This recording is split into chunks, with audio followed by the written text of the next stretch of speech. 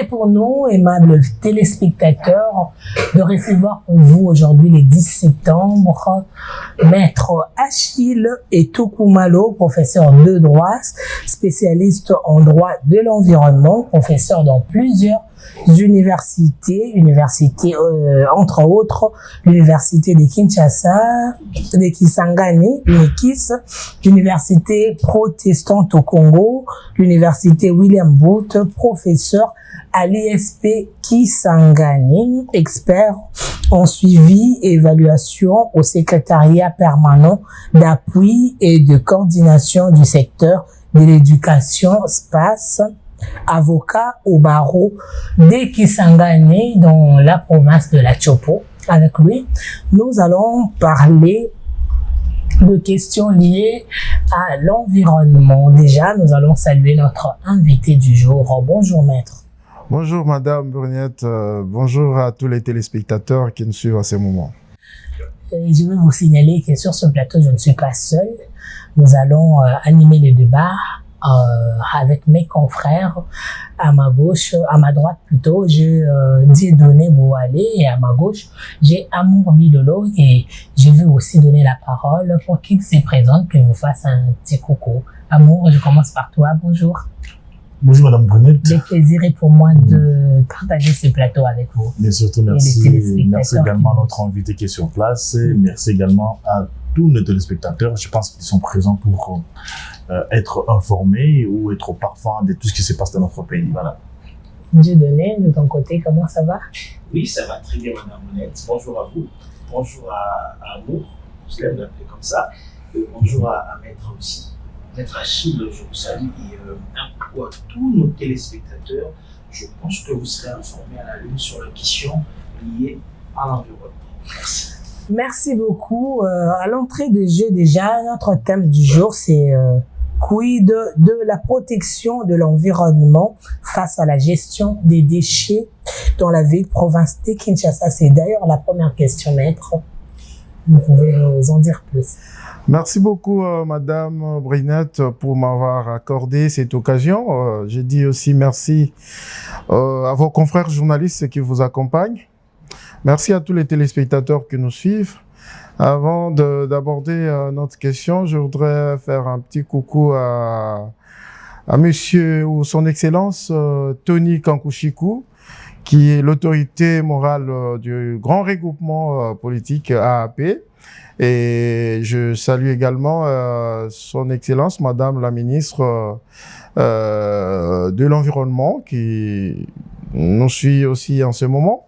Je salue également tout le monde qui nous suit en ce moment.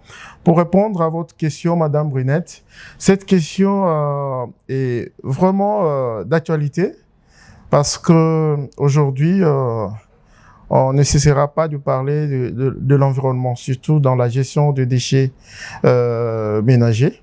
Et c'est une question que nous avons abordée dans notre thèse de droit à l'université de Kisangani en mai 2023. Déjà, nous avons abordé cette question qui faisait partie de la majeure préoccupation de notre recherche, voyez-vous. Et là, on est en train de rédiger un ouvrage par rapport à cette question, et donc c'est vraiment un plaisir aujourd'hui de partager avec vous sur ces sujets-là. Alors, quid de la protection de l'environnement ou face à la gestion des déchets dans la ville de Kinshasa?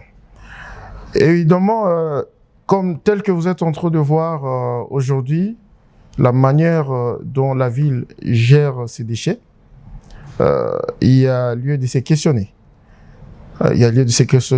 Déjà, en sortant de votre plateau ici, déjà au coin de l'avenue, vous allez voir que il y a des tas d'ordures qui s'entassent sur les rues des avenues, sur le cours d'eau, dans les caniveaux. Aujourd'hui, si il pleut, vous allez voir vous-même les conséquences que cela pourrait avoir. Tout cela est dit au fait que la ville de Kinshasa a une faible capacité d'évacuation de ces déchets. Pour ne pas parler de la mauvaise gestion de déchets. C'est là, on ne peut pas responsabiliser une seule personne Il n'y a pas que les autorités. Les responsabilités sont partagées aujourd'hui.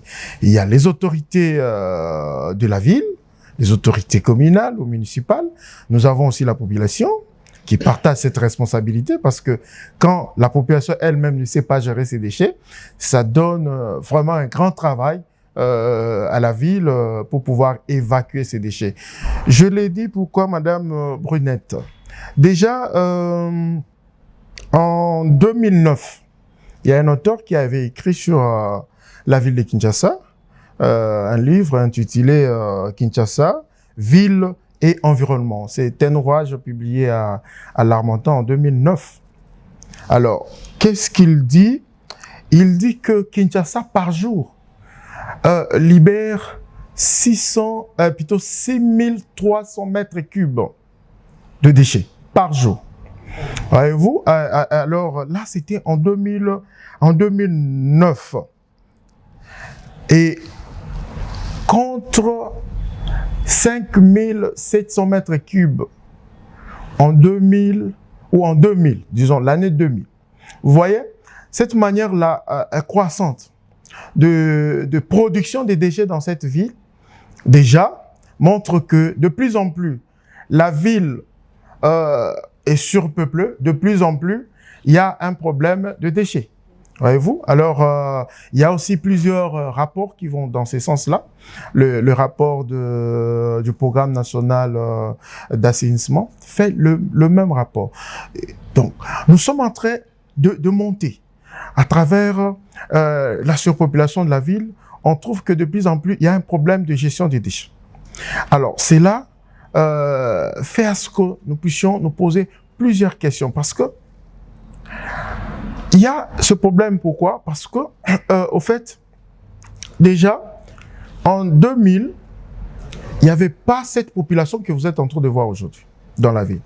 En 2000, l'année 2000. Et disons, l'année 2000, on avait à peine 500 000, là on parle de chiffres, hein, 500 000 habitants dans la ville de Kinshasa.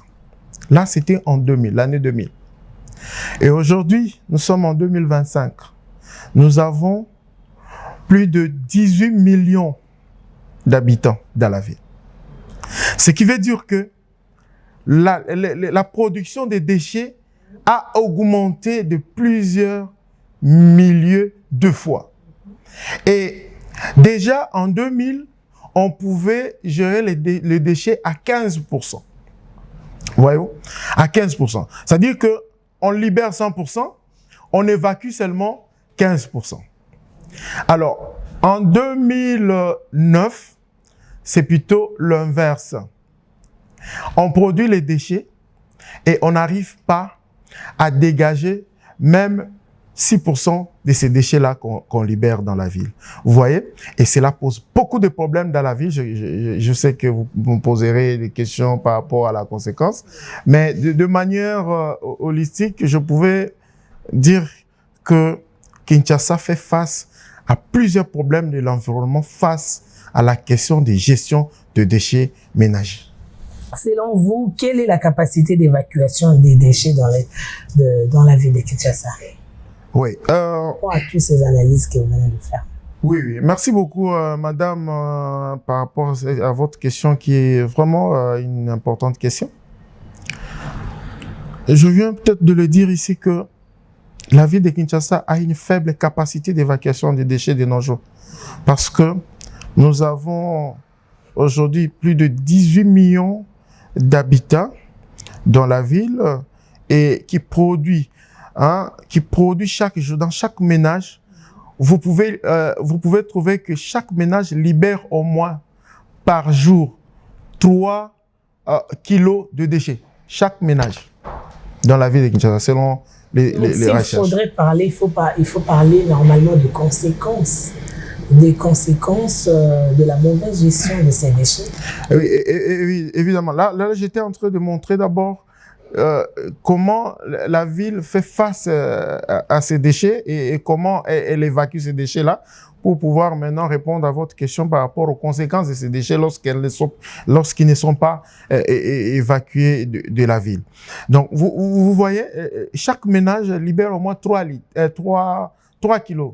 et multiplié par autant de ménages dans la ville de Kinshasa, avec autant de communes, vous voyez ce que la ville libère en termes de déchets. Et lorsqu'on regarde maintenant comment ces déchets sont évacués, déjà ça pose problème parce que nous n'avons pas d'abord déjà des poubelles publiques, voyez-vous. Et déjà si au niveau du ménage, on a le problème de poubelles, vous pouvez faire cette expérience en quittant ici, aller dans un ménage quelconque, demander s'ils ont une poubelle. Ils vous diront peut-être qu'ils n'en ont pas. Et lorsque vous leur posez la question, où est-ce qu'ils jettent leurs déchets? Poubelles, mais ils ne savent pas où les jeter. Voilà, on va jeter au coin de la rue, sur le ruisseau, et ça crée beaucoup de problèmes. Et pour revenir à votre question par rapport aux conséquences, il y a beaucoup de conséquences par rapport à la mauvaise gestion des déchets. Et il y a au moins 2 conséquences que je regroupais. Notamment, la première conséquence, c'est la conséquence sanitaire. Et la deuxième conséquence, c'est la conséquence environnementale, sur le plan environnemental. Et sur le plan sanitaire, l'OMS a publié un rapport qui fait état de plus de 80% de maladies dont souffrent les populations dans le pays en voie de développement. Plus de 80% de maladies sont causées par la mauvaise gestion de déchets. Voyez-vous? Et dans la province ou dans le pays ou à la République démocratique du Congo, l'OMS note qu'il y a au moins 89% de maladies qui sévissent en RDC sont liées à la mauvaise gestion des déchets. Et là-dedans, nous trouvons la malaria, nous trouvons la fièvre typhoïde, et les cancers, donc beaucoup de maladies dont souffrent les Congolais aujourd'hui, et en particulier les quinois. Et cela est dû à la mauvaise gestion de déchets qui fait la prolifération de moustiques qui piquent les quinois et qui créent toutes ces maladies-là que nous avons dit. Et sur le plan environnemental, il y a de sérieux problèmes qu'on décrit chaque fois qu'il pleut dans la ville de Kinshasa. Au lieu que qu'on dise qu'après la pluie vient le beau temps, c'est plutôt le mauvais temps dans la ville de Kinshasa. Voyez-vous, c'est lié à la mauvaise gestion des déchets. Parce que nos déchets, au lieu de les amener au centre technique d'enfouissement, on les jette dans le cours d'eau, on les déverse dans le coin des avenues, sur les rues, et ça crée beaucoup de problèmes. Et quand il pleut, il y a l'obstruction ou l'obturation des eaux de pluie qui bouche les caniveaux et du coup, il y a des inondations. Il y a également des éboulements. Vous allez apprendre qu'il y a des maisons qui se sont renversées parce que les sols n'étaient plus solides à cause des eaux de pluie. Donc, il y a ces sérieux problèmes-là et on enregistre chaque année de pertes en vies humaines et de pertes en biens. Vous voyez qu'il y a des sérieuses conséquences par rapport... Je voudrais intervenir un peu là-dessus parce que vous venez d'expliquer pas mal de choses. Est-ce qu'on peut comprendre que les autorités de notre pays s'impliquent également aussi dans la gestion de ces déchets? Parce qu'autrefois, nous avions vu une catastrophe naturelle qui a frappé le niveau, plutôt la circonscription de Tchangou, au niveau des bonhommes et consorts, tout ça, une pluie diluvienne qui a tout à fait envahi presque toute la population de ces recoins. Est-ce qu'on peut comprendre que les autorités de notre pays s'impliquent également dans la gestion de ces déchets pour éviter, bien sûr, ce genre de catastrophe?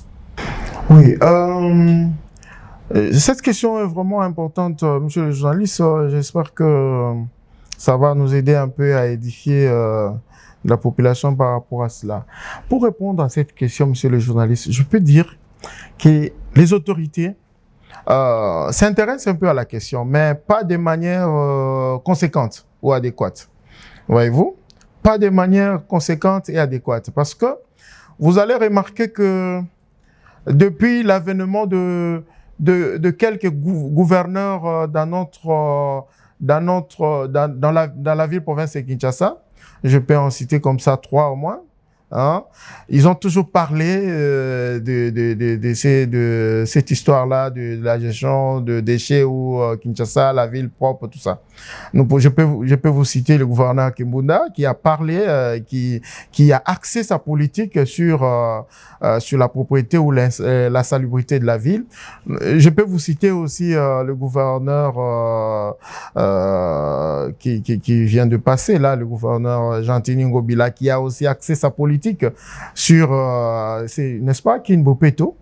Et aujourd'hui, avec le gouverneur Daniel Bumba, il a aussi une politique par rapport à la salubrité de la ville qu'il a. Malgré sa politique, mais déjà des réactions péjoratives, non? Par contre, des actions. Voilà, c'est pour dire que plusieurs autorités qui arrivent pensent à cette question, cherchent à répondre à cette question, mais il manque un peu de technicité, voyez-vous, parce que à ces niveaux-là, si on dit que tous ces gouverneurs ont parlé de cette question et que la ville va de plus en plus dans l'insalubrité, on peut se poser la question de savoir, mais qu'est-ce qui se passe?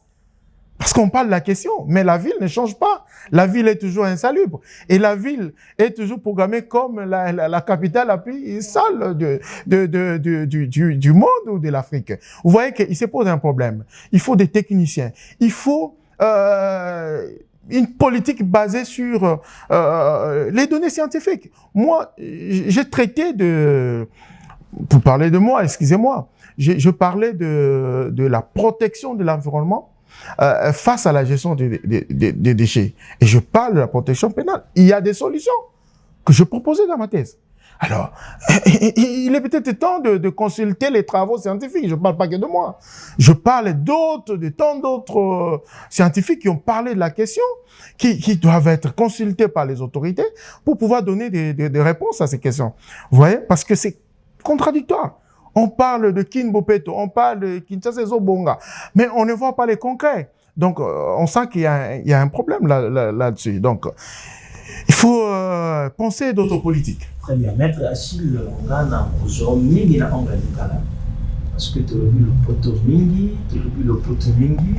tout ce qu'on a maman mingi à comprendre, tout ce qu'on a laissé européen à comprendre. Aux aïe politique, aux aïe membres, il y a une union sacrée au Kamambo Kalelo. Bakukamba ville baza membre de la famille politique gouverneur Bumba bonatanga été abozwa ndeko yazali ministre provincial na biso ya environnement ndeko Bumba aza membre de l'union sacrée également ministre national ya environnement et botanique koyoka yo koloba analyse nyonso on comprend que sur le plan environnemental pour le moment rien n'y a encore fait. Ce qu'on va autorité nous sera passé à Kamosala, alors on a analyse en tant que politique sur cette question. Deuxièmement, ce qui va pour ça me fait que j'analyse parce que ici nous sommes préparés la thèse d'ailleurs des sanctions pénales sur les questions de l'environnement. C'est que l'amour va pour côté pour les pour la Merci beaucoup, ndeko journaliste. Motuna na kitoko. Tobimi en français, tokobi na lingala. C'est vraiment appréciable parce que Kinshasa, majeure partie de la population, sur la grande lingala. Merci mina motuna na yo. Ndeko journaliste, na otu ko yebisayo que politique environnementale eza ko exister na ba presque gouvernement nyonso o eza ko succéder na ba slogan Kinshasa Zobonga, Kinbopeto, opération coup de poing omoni ba opération nyonso wana eza ko loba makambo oyo etali propriété à ville ya Kinshasa.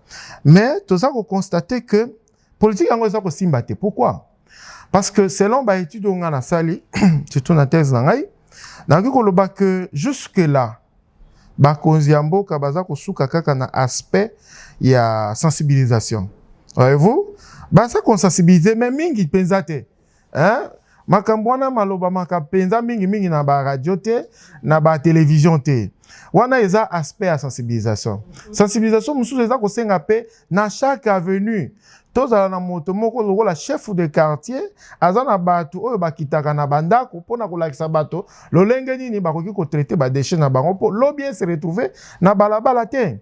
Wana eza toujours aspect environnemental.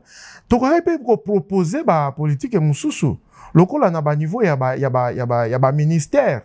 Hein? Il faut tozala na oyo babengaka mwa ba coopération entre ministère ya éducation. Ouais, parce que si quand moi naza kotanga na kelasi, il faut déjà injecter ba notion ya propriété, ba notion ya hygiène, ba notion ya protection de l'environnement. Totalité ministère ya communication. Hein? Il faut azala peine à moi voler moko boye o ya lobele la kaka makambo ya environnement. Totalité na ministère ya environnement, ba ministère wana nyonso, il faut ezala na coopération pour pouvoir mettre une politique en place pour na ko parfaire, hein? Voler à sensibilisation au bazar ko ça là jusque là parce que ça non ko simbate sensibilisation ezali mais mingi ba population bazar ko comprendre te lo lenge nini oyo ba koki ko gérer ba déchets.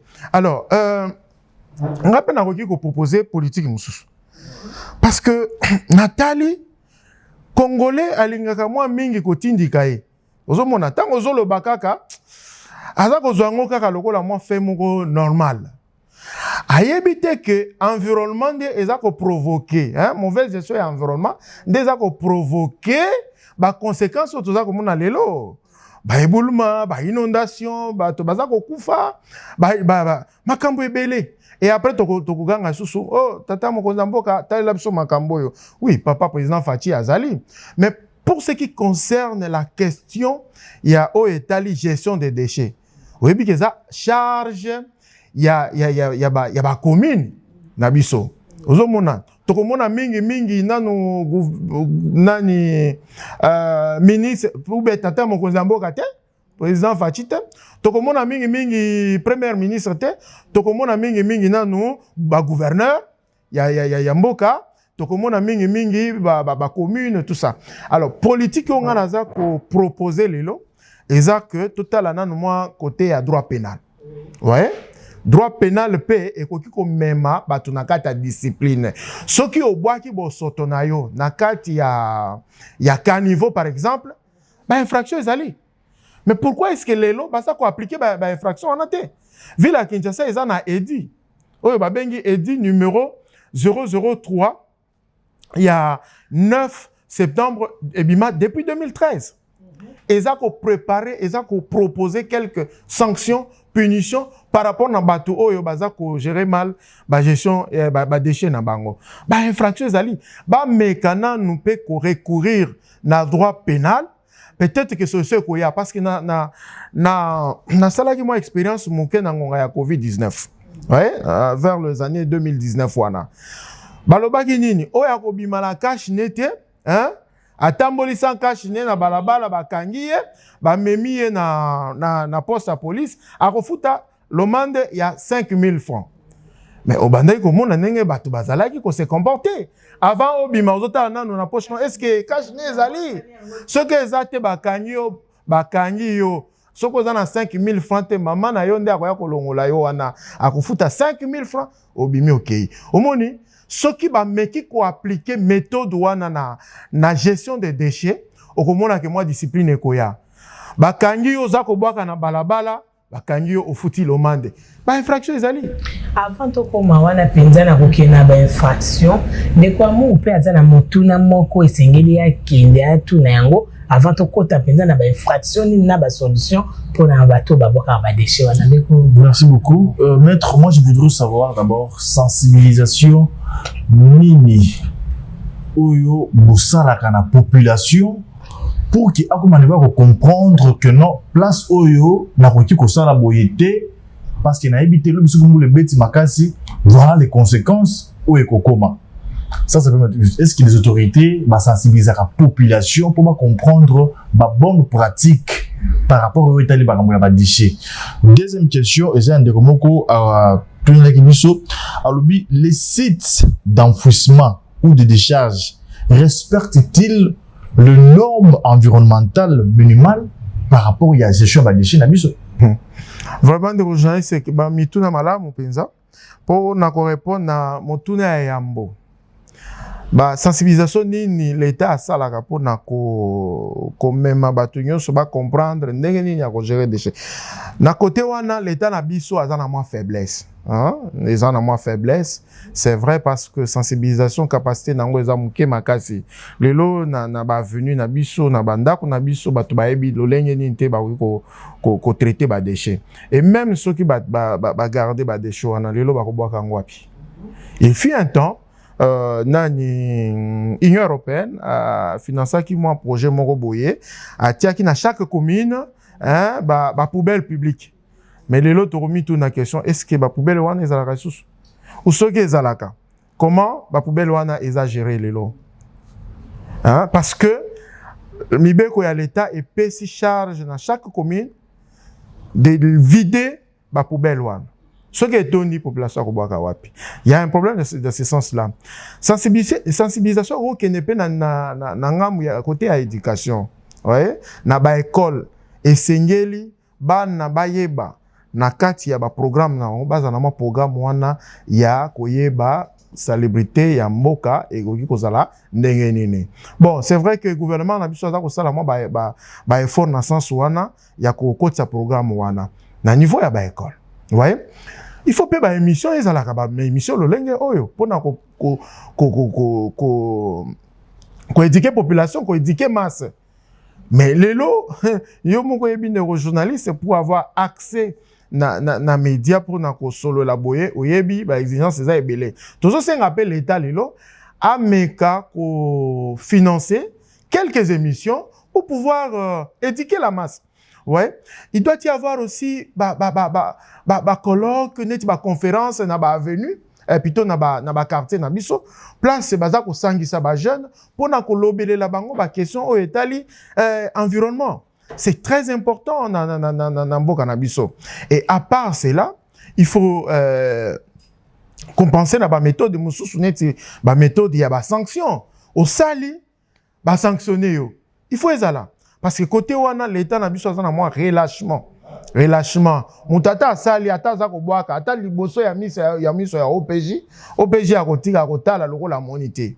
Est-ce que eza ignorance il y a ba OPJ na biso de ba yebi matière te ceux qui ignorent ces alliés et sengeli l'état benga ba expert a formé ba OPJ pour pouvoir former bango na sens ya ko sanctionner ba to ba na ko na mingi o ko bokela mingi tort ko ba benga lokoto bongo na population mais par ya l'état o ko bango mingi na analyse o ko ba l'état ko sala boité mais tort ko mingi na population tozwa ndakisa population liboso anda kuna ye poubelle zaite azana terrasse ala muki ya milimai. Prenons aussi les exemples ya ba entreprise nyonso ko saka ba mai ya plastique ba ko terra na balabala sika moto asombi mai bongo na balabala akolongwa tozwinda ki sa 7e rue comme a pomme tete poubelle publique zaite so moto ya bongo abwaki libanda ko zela OPG akanga ye pour l'état atie nini pona ye pona bakanga ye. Ndeko journaliste tokoki ko encourager te ezaka motuna na kotuna po na komona l'état ba basique l'état tité c'est ka population connu comme au lieu okopesa sa responsabilité mingi alors que mutu il fallait qu'il y a bongisela endela ça l'état sanité c'est koto.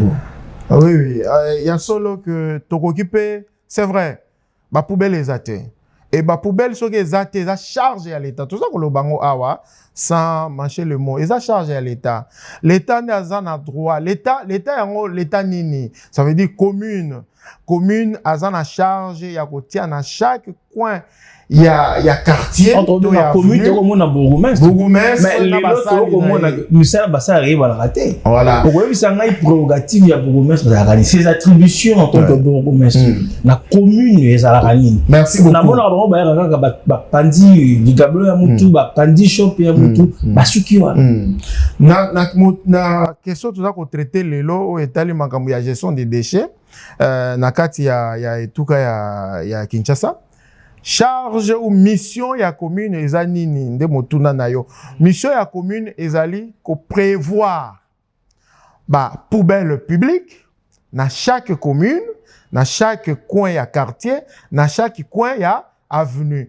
C'est-à-dire population kozwa nani matiti na yeto sali bosoto na ye akokende kobwaka na ba poubelle wana. Charge sikoyo ya l'état ezani à travers commune. Commune akotinda ba service na ye bakoya ko vider chaque fois ba nani ba poubelle wana. Ba memi yango wapi?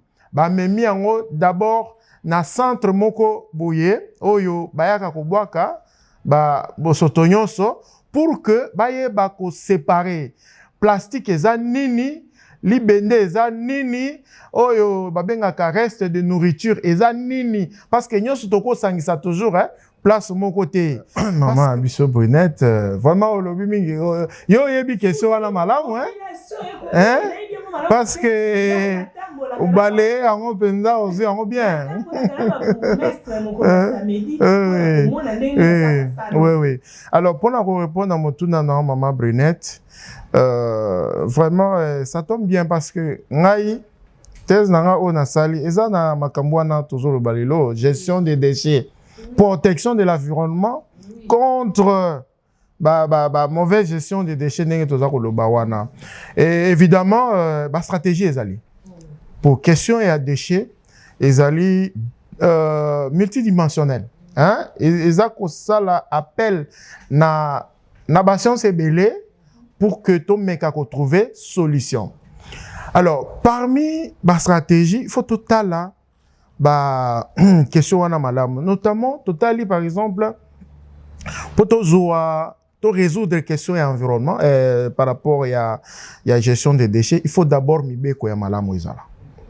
Premièrement mibeko bakonzi ya mboka à travers assemblée disons assemblée nationale, assemblée provinciale, il y a chaque province na lelo tozui déjà conseillers communaux to commune na organe délibérant na niveau ya commune il faut basanganaka po bayeba ko pona mibeko ya malamu oyo ko sala que to yeba ko résoudre question ya déchets quelques mibeko ezali mais eza un peu insuffisant et aussi eza appliqué te. Il suffit pas seulement de pondre des lois mais il faut aussi les appliquer. Ça, c'est la première chose. Deuxième chose, il faut tous aller dans une institution ya malamu. Oh, ils ont géré question wana. Ba institution, ça veut dire que, konzi, par exemple, bourgmestre. Il faut ailler ko pona batu oyo yebi question wana sungaye bemben naye. Parce que bourgmestre ça politique. Aye wana parce que ça politique. Politique ne memi wana. Mais est-ce que question ya mo etali déchet? Est-ce que ya yebi yango? Soka yebi yango te esengela zala entouré na bonne na batu ya malamu et puis a créer ba service ya l'état oyo ko s'occuper uniquement na ba question wana c'est-à-dire ko ramasser ba poubelle non wana soki service ya l'état ko quitter aki ko sala appel na ba particulier oyo pe ba yebi ndenge nini ba koki ko tia salubrité na mboka bazali wana ezali sur le plan institutionnel. C'est-à-dire, na niveau pays, il y a ba commune, organe délibérant, ça la moussa na bango. Troisièmement, il faut qu'on t'a là sur le plan économique. Les lots de déchets, question seulement il y a gestion des déchets, et qu'on créer mbongo et belé dans l'État. À travers ba taxe, à travers ba amende, oh ba toi ko futa. Alors, sur ba tali question économique malamu, bako tia ba taxe o esengeli pour que mutu oya produire déchets azwa déchets naye en charge en vertu du principe pollueur payeur. C'est-à-dire ce qu'on pollue l'environnement aux en droit il faut au futa pako oyo ko sala que ba dépolluer environnement ba bongisa esika yo bebisi. Totalité plan mosusu oyo sur le plan éducationnel. Na niveau il y a ba école ko banana maternelle éducation de base toke na université na ba institut question environnement il faut bâtir un programme na kati ya programme o etali ba cours o eza ko kenda sans wana pour esunga batu ba yeba lolenge nini tokoki ko protéger l'environnement contre ba mauvaise gestion ya ba déchets wana etali sur le plan éducationnel quand na katia sur le plan éducationnel wana totali pe sensibilisation Il faut l'État à sensibiliser. C'est vraiment sensibiliser cette situation. Ezali, mais ça penza mingite. Et kokite parce que lelo, batu bayebi, nan ko gérer ba déchets malamonte. Bayebi te mibe ko ezolo banini, bayebi angote. Il faut nani autorité à l'État, ba meka ko sensibiliser. Ko sensibiliser ndengeni. Na ba émission lokola oyo. Vous savez, madame Mpinette, pour nga na émission boye, et ils en a ba condition moko boye, il faut na ko kisa yango. So na ko kisite na ko se présenter te. Wana ils en a ba moyen nga personnel, na za ko sala ngo. Na sali ba année des années à recherche. Bongo ekufaka na mutu na nga pamba boye. Na tie su maboko na libenga na ngai, pona meka ko leka na ba émission lokola oyo, pona ko luka ko sensibiliser non seulement population, mais aussi ba konzi mboka. Bazwa question wana avec tous les sérieux possibles pour que Makambu est bon wana. Donc, il faut bah émission le rôle là un peu financé par l'État pour pouvoir sensibiliser. Et ceux qui wana te n'a pas venu, il faut bah benga bah expert le rôle à bisoboy. To former bah chef de quartier, to former bah OPJ. Pour ça moutake pembe, il faut qu'on ça est. Ce qu'on peut habiter à quoi interpréter n'engeni. Voilà. Donc il faut bah benga biso. Pour toi, bandengani ya ko former ba koyoka ndenge émission za koleka boye si baza koyoka baza batu ba konzi na yebi pe tata moko na mboka ye mongo fachi beton ayebi ayokaka soki ayoki pe asalela ka to akopesa ko muna ka mukolo moko boye instruction bimi na conseil des ministres botana makambo wana Kinshasa il faut zonga propre ndenge to yebelaki ekoya. Donc il faut ba émission boye to former ba OPJ to former ba chef du quartier pour chef du quartier za pembeni ya population. Ceux qui chefs de quartier, vont payer des moyens intellectuels et aussi des moyens matériels. Bah, chef du quartier, Bazali, mon journaliste. Tous en qui cherchent au moins la chef du quartier. Ah, aussi dans le bateau, ceux qui va qui.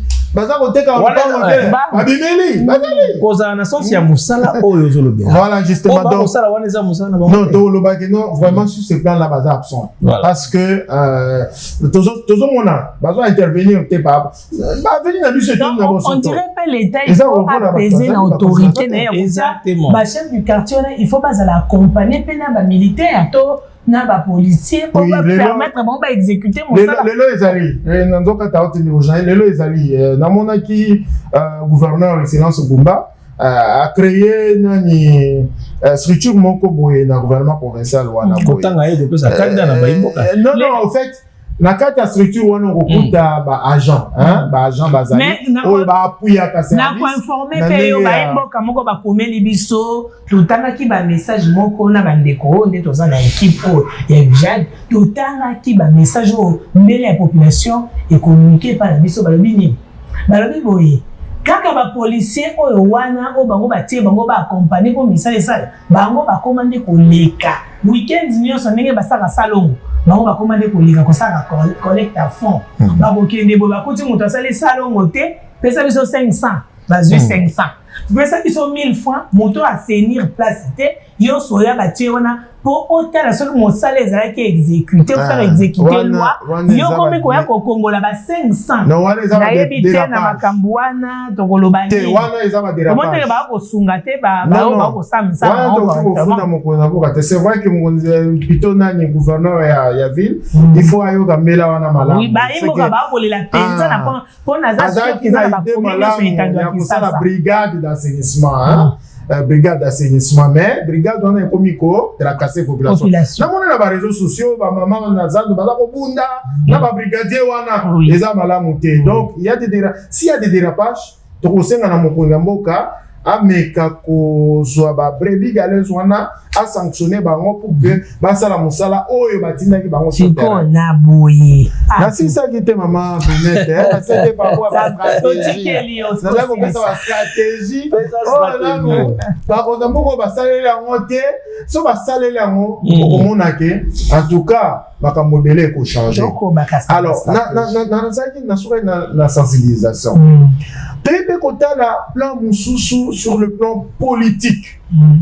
Okomona na kati ya nini bapenga ngo nini budget programme il y a gouvernement d'Abisso.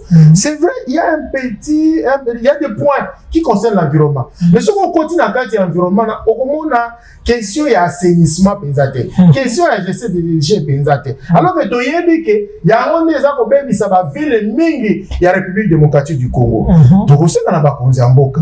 Tant on bazouaka ba budget annuel, ba meka côté à moi mbongo na côté Italie assainissement parce que aujourd'hui sans moyens financiers tokokoka pour résoudre les questions wana ya gestion des déchets. Bati à moi mbongo wana. Et puis na moni ba ko même côté ba stratégie mususu ndenge toza ko mona na mboka mususu ya bapaya.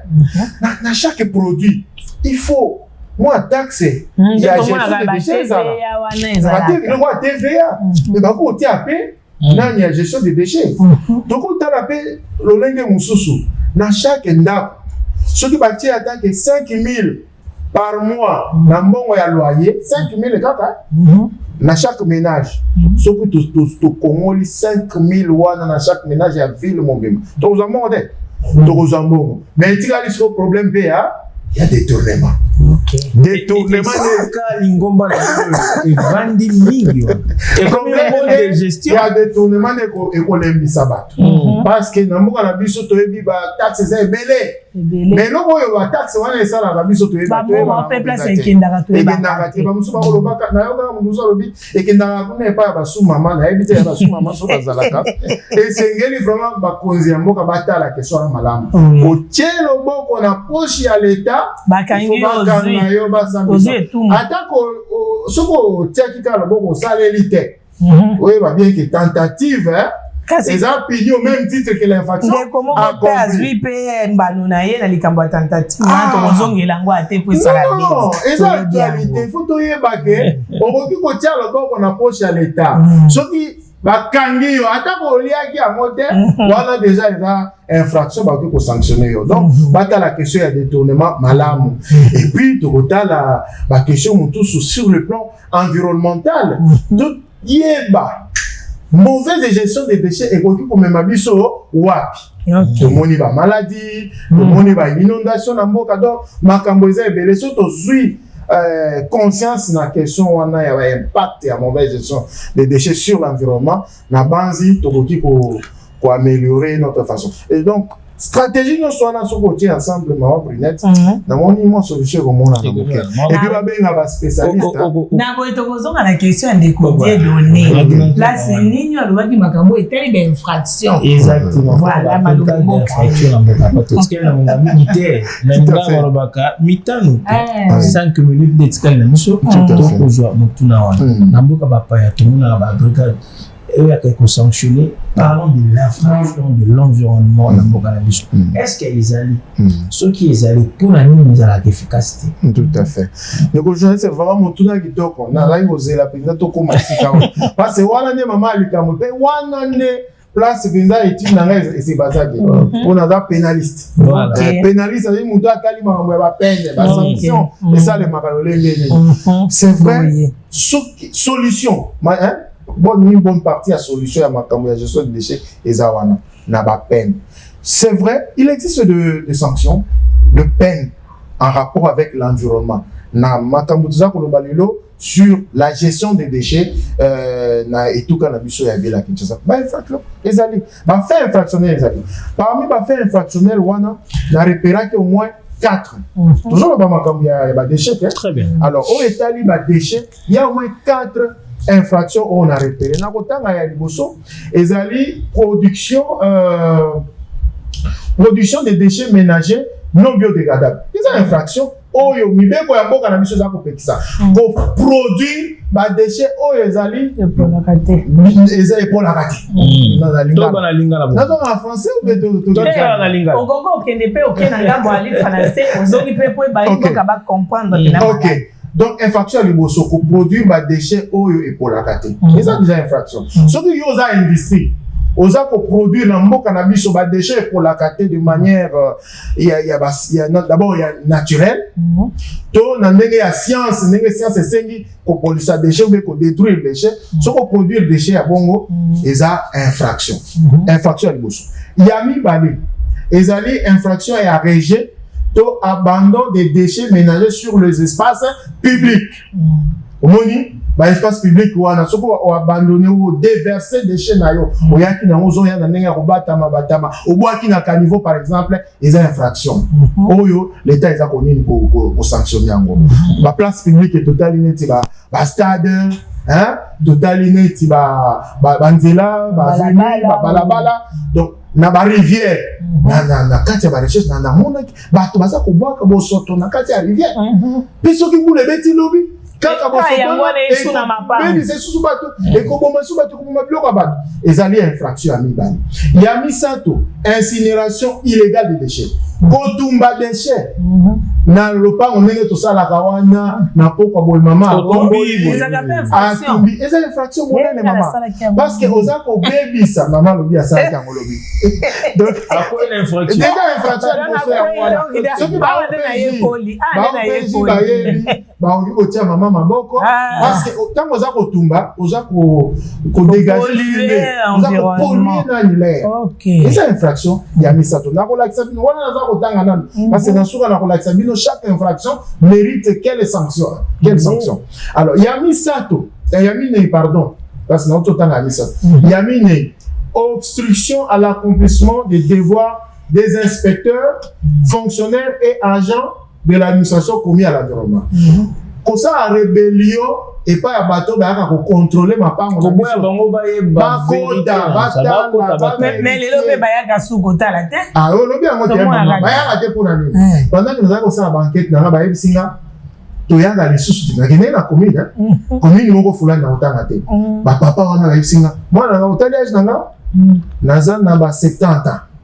Tozalaki kokita le mokolo moko batilanga bambwa po babeta ngai baswanga babengeli nga bana ya quartier babeta ngai babengana ngai papa oyo azali mosala kosala to nini yo misala nini yo ezali yo ye kaka mpona kokontrole bosoto yo nde kobongisa mboka oyo toyebi bafrase wana na Kinshasa yo nde obotami yo nde moto ya liboso kobongisa mboka oyo donc tu vois un peu de phrases de bonheur pareil eza kolembisa bato wana donc le fait ya kopekisa baopeji baya kosala mosala na bango na mapango na biso ezali infraction sikoyo natali quelques infractions wana oyo eza na kati ya mibeko esengeli mpe toyeba bapene nango parce que tokomi mpenza na suka ya mana nanga na banzi il faut tosala émission mosusu na makambo etali kaka bapene parce que wana nde mpenza il faut bayeba mpo soki bobangi ezali na mutu ya population akobanga mpe kobwaka exactement ouais alors par exemple tozwi lokola peine ya nini ya production des déchets non biodégradables. Pour la rater. Pour la rater. Pour produire des déchets pour la rater. De manière naturelle. Voilà, sachet, sachet par exemple. Sachet, plastique. Plastique, et ce qu'on parle, on a mambélé, maman, il faut de la 400 ans. Oui, pour là. 400 ans. Ngana to robota to mbana bakoya bako 4 siècles. Omoni.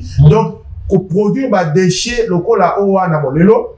Plastique, tokoki ko valoriser en recycler en ça sous problème té. Wana production nango et ko ça ma pour ko ipsanga mais le ba production. Mais to okuta ngo peka na ba wisto na biso na ba na ba balibanda na ba nzela na biso e ko bwa kama na. Oui. Ngana zota la pesa déchets wana te parce que production ya plastique, ba bouteille ya plastique eza autorisé. Sinon tu te remerama inengeni. Exactement. Mais ba déchets wana eza valorisable. Donc ekoki koza la valoriser au moment là quand ndenge ba ko boka rango wana pende mabe ba modèle ni esengeli ya moto ko eba peine nango mombeko loi et article 83 il y a tout ça na ville à Kinshasa 83 il y a Edi Moko assemblée provinciale et votaki na 2013 article 83 ils ont opinion de 3 à 12 mois de servitude pénale, donc peine et environnement. Ce que vous avez produire, vous avez 3 mois à 12 mois d'emprisonnement. Donc, au foot d'amende, vous avez de 500 000 francs à 10 millions de francs congolais. Moto ya produire. Wana pour infraction ya infraction ya production de déchets non biodégradables. Tu as besoin de déchets par exemple, il y a mi-balé. Le rejet ou l'abandon de déchets sur les espaces publics. Wana baza ko sanctionner de 6 mois de peine d'emprisonnement. 6 mois. Ce bakanyo, ça il y a 6 mois à 3 ans d'emprisonnement. Et puis au retour au foot à amende, il y a 1 million, de 1 million de francs congolais à 25 millions de francs congolais. Là, c'est l'article 76, alinéa 1er, il y a loi portant protection de l'environnement. Article 77 est sanctionné de 3 à 6 mois de servitude pénale et de 30 000 à 1 million de francs congolais quiconque pollue les rivières par le déversement des déchets. C'est-à-dire le fait qu'il y a un rebois karmatique. Voilà. Donc, sanctionnons de 3 à 6 mois. Et puis on fout amende de 30 000 à 1 million de francs congolais. On a pour l'infraction, on a abandonné, on a balaba. Mais de côté, on a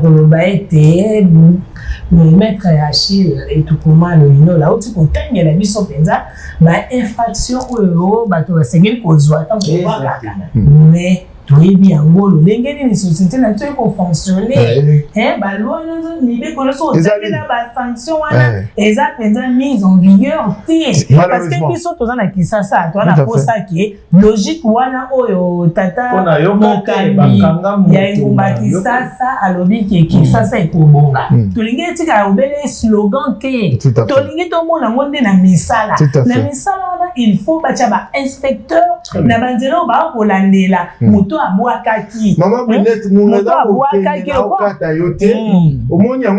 il faut former OPJ. Parce que même Nazal est le professeur d'université, Natanga droit de l'environnement la classe T. Natanga en open université. C'est un docteur sur base de la recherche de la 3e cycle. Voyez-vous? Donc, il faut qu'on forme parce qu'il y a aussi qu'on découvre peu d'infraction sous quoi il faut qu'on forme OPJ même Maïssa à parquet parce que même Maïssa vous allez recruter tout récemment dernière vague bataille droit environnemental sur quoi il est pour pas en fonction de quelle formation pour être comme un peu à niveau parce qu'aujourd'hui infraction environnementale, ils ont existé. Oui, et puis ils ont recherché, il faut appliquer la loi. N'engumba qui ça, en tout cas, sur le qu'il n'y a pas infraction ou environnement. En tout cas, on est prison et quand on a des cas, mon camion école. Alors, mais il faut prison, on va bien on est l'ingala bande on a bossé. Alors, ma kimia on la penza na kati ya mabota na bino tozali to banje te to kokuta na lisusu na numéro mosusu poto sembo la penza ba peine on a bo banga isika bozake soki na simbi boye l'État cause na simana lokola chaîne méchant mais tokutani mokola sika na éviter mettre le maloba suka ezali oyo ko glisser asuka poto kabona penza na ba imboko ba kotala biso loba suka ekozala kaka que omoni mo question au traiter les lots eza question ya motu ya makasi parce que eza bomoi ya moto bomoi ya bakinois donc il faut tozwango en considération ba konzipe bayoka biso ba expert poto meka kosunga bango na mosala na bango po bakende liboso vous voyez donc voler wana to ko exploiter yango lelo eza très important oyo nan basa na mboka na biso te volet pénal parce que ba meki déjà moi ba méthode mususu mais le volet pénal nan ba expérimenter alors pour ba expérimenter volet pénal et ko senga ba former ba OPJ ba former ba magistrat na biso ya parquet pour na ba se déverser sur terrain pour na recherche ba infraction pour faire peur à la population quinoise pour que demain nous puissions pas polluer notre environnement parce que pollution environnement ils a toujours qu'on rattraper biso à chaque fois que nous les betaka à chaque fois que nous on déjà na période ya mbula les on betaka la té kalamini était tokolela kalamini était population va manquer ba voyage na bango parce que tchango et kanami mbula bomizela donc essayer vraiment il est temps de prendre en considération toutes ces questions pour essayer de protéger notre environnement face à la gestion des déchets dans notre ville. Merci na boine to côté ma père to peut ça lo ça. Merci maman. Na li maloko eto na nele tuka mo kambi. Ya mboka na biso Kongo lo bati maloko eto nda. Solution. Ngeli maloko eto nda pona bato ba ko boka kana nzela. En tout cas, merci beaucoup maître Achille. Merci. Tout à fait, c'est moi qui vous remercie. Okay. Merci. Merci beaucoup. Au revoir.